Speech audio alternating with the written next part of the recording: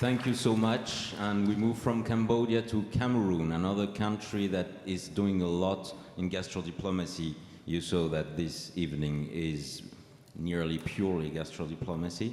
So from Cameroon, Isabelle Antunes, Flavors of Influence, the rise of Cameroon as a food power. Please, Ms. Antunes. Hello, everyone.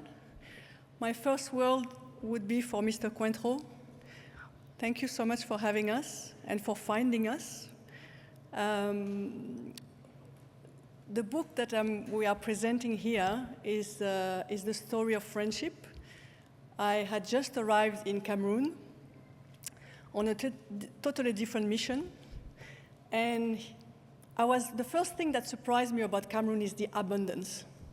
I've never been I'm a geographer, so I've been working for the past 30 years in different countries around the world, and sometimes countries where there is a lot of problem related to food. And this time I was in a place where there was abundance.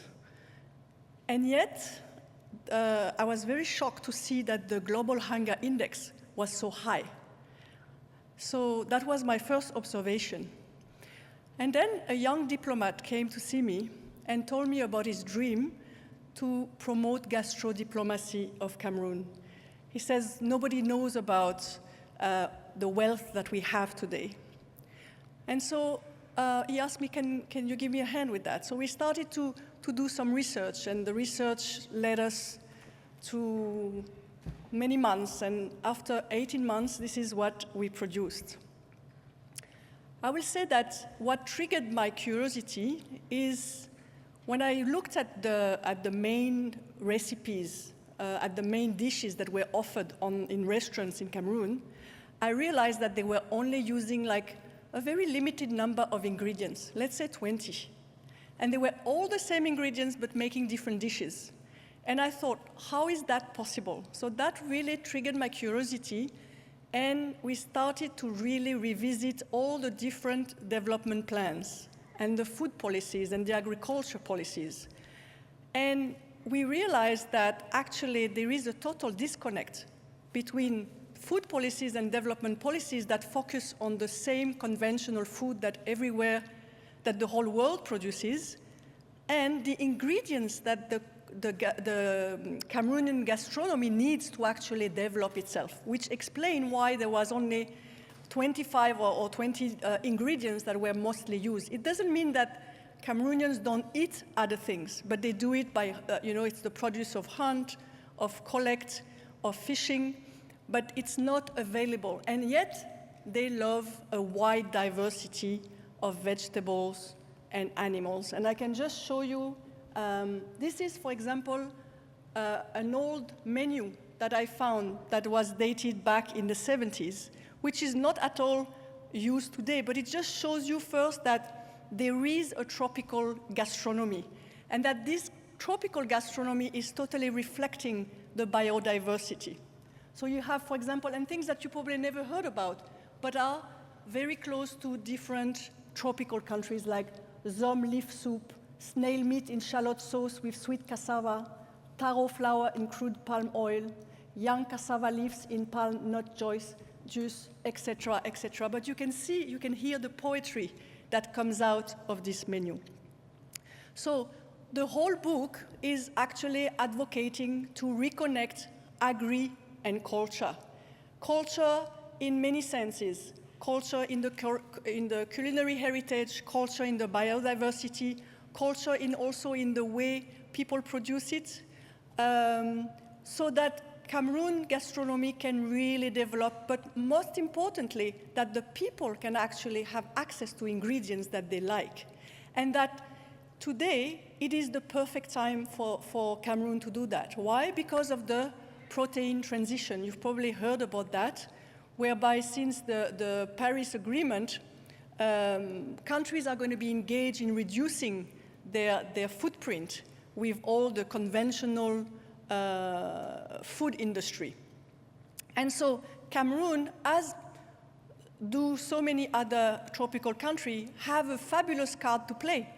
There is insect, but not only. There is a wide variety of animals and vegetables that can be produced and that can actually enchant gastronomy and also facilitate linkages. So I won't monopolize the speech because my colleague, unfortunately, who is at the origin of this project has not been able to come the last minute, so he's prepared a little video for you.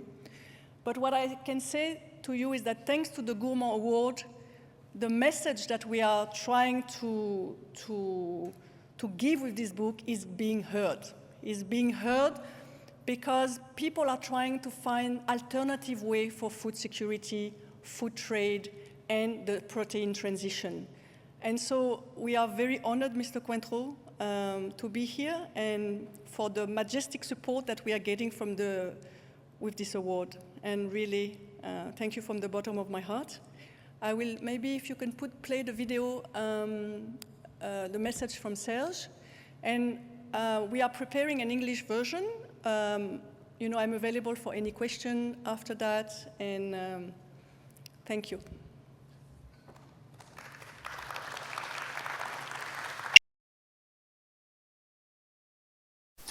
Bonjour à tous, bonjour à l'équipe des Gourmand Awards, bonjour à Monsieur Cointreau. Alors, nous nous sentons particulièrement honorés. Quand je dis nous, je dis aussi le Cameroun parce que le livre qui reçoit le prix spécial est un livre camerounais. Nous nous sentons particulièrement honorés de recevoir ce prestigieux prix des Gourmand Awards.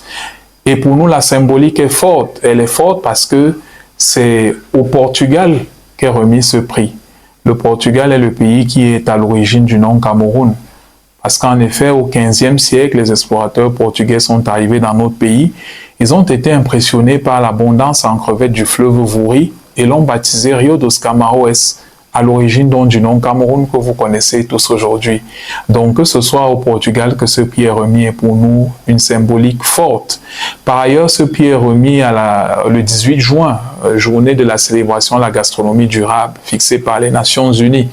Et le Cameroun également, nous avons œuvré à cela, s'est engagé à célébrer cet événement-là dont l'écho, vous aurez bientôt l'écho. Alors, en ce qui concerne à proprement parler mon livre, et je remercie mon amie Isabelle Antounès, géographe culturelle, passionnée de gastronomie comme moi, d'avoir voulu m'accompagner dans cette aventure.